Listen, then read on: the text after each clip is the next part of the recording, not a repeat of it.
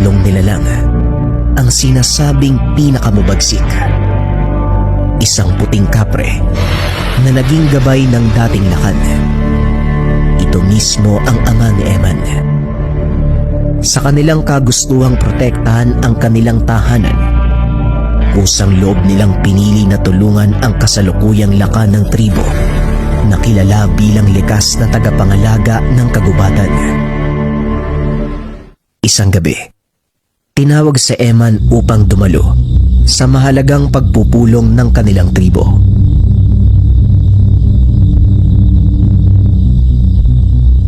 Pinatawag ko kayong lahat dahil darating na ang panahon ng panganib. Gutom na naman ang mga nilalang at muli nilang susubukin ang ating tungkulin. Nakikiusap akong higpitan ang pagbabantay. Magdoble ingat sa pagroronda sa buong kagubatan.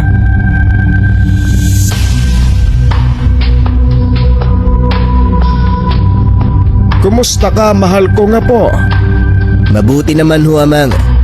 Nababantayan ng maigi ang kagubatan mula sa mga mangaso at mga aswang. Huwag po kayong mag-alala, Lolo. Hanggat kasama ko si Brago at Dawis,